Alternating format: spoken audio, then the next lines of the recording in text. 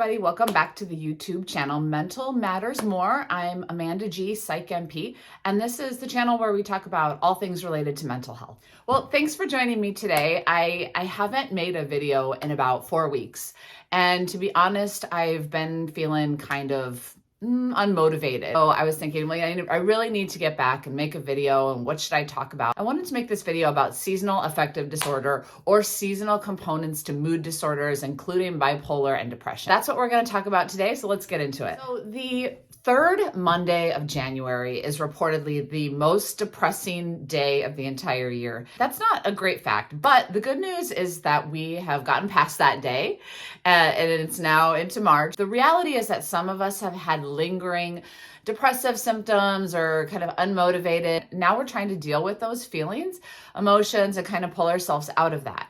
And that is an actual diagnosis. It's called seasonal affective disorder or seasonal depression. And it's basically when our mood takes a decline in the winter months specifically. So there's a lot of reasons why this happens. I mean, the holidays are usually filled with a lot of excitement and energy. Whether you like the holidays or you don't like the holidays, because maybe it was filled with a lot of getting together with family and friends and things didn't go so well. Either way, we're left with kind of this depressed feeling that it's over, or because of what has happened, we had to have these emotions. We're feeling a little bit sad or down. And that's one reason why we have seasonal depression. Another reason is simply because of the less light, the less sunshine that we get. And I've mentioned this in other videos about vitamin D impacting mood, behavior, anxiety directly. And this is why in the winter months, when there's less sun, because the sun is only up for a few hours out of the day, and sometimes we're working and we really aren't getting much direct sunlight, it can really lower our vitamin D levels and impact our mood. So what do we do about this? Well, there's a few different things that you can do. One thing is light therapy. And I'm from Chicago, the Midwest, where we don't see sun for about 9 months.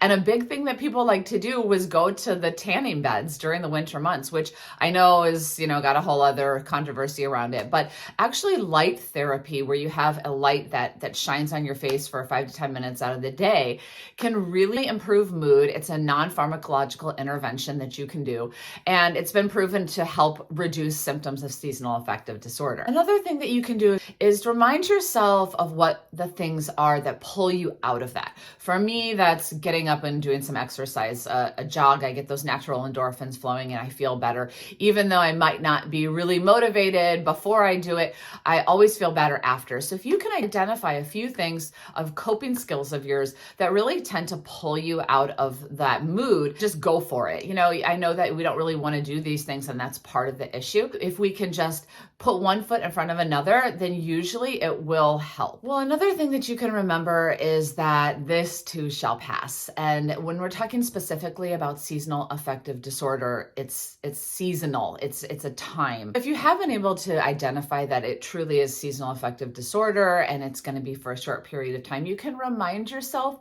that, things are going to change. That is inevitable. Change is inevitable. And with our seasons, no doubt. So if we're lingering at the end of winter, we know that spring is coming. We know that there's going to be this change. There's going to be this rebirth of energy and new life. And with that gets the opportunity to get outside, get some of that vitamin D, and lift that seasonal affective disorder that we've been dealing with. Well, I always try to point out good aspects of even negative situations. And for me, when I'm not feeling well, I'm not feeling motivated, it's the end of winter and I'm feeling bummed out, I really try to embrace that feeling, because I know that it's going to pass.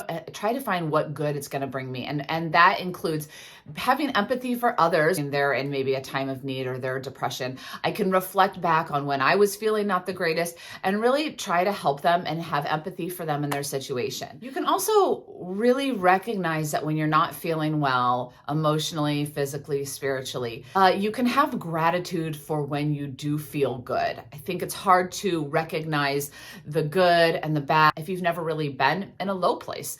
So if you're feeling a little bit low, you're feeling depressed, you're ready for the winter to be over and the spring to start, just embrace that feeling, remember it, hold on to it. And then when you're feeling great, you're feeling 100%, you're feeling 110%, you can really have gratitude for that. And when you're trying to make these changes to help your mood, just remember it doesn't have to be huge overhauls of your entire life. I'm a huge sports fan, and I was watching the ESPYs, and there was a gentleman on there who had Down syndrome who was talking about how he made minuscule 0.1% changes of his daily habits, including diet and exercise, and how that added up over time, and he was really able to transform his life. And it was attainable because it was the microcosm of changes. There's a book out called Atomic Habits, and it's very similar in theory, where it's just small changes daily over time that add up. So I'll put the links for his speech in the description below. It's cool to check out. And for that book, Atomic Habits. But those are just ways to make changes that you can actually manage. Well, thank you so much for joining me today. This video was short and sweet, but I really wanted to get that out there because it makes me feel better. And that's what this video was all about, trying to get through seasonal depression, get on the other side, do the things that make you feel good, and just remember that this too shall pass. So thank you so much for joining me. I am Amanda G, Psych MP. This is the YouTube channel Mental Matters More. And if you found this helpful, go ahead and subscribe. I would love to make videos about topics you guys want to hear about. Thanks again for joining me, and I'll talk with you soon.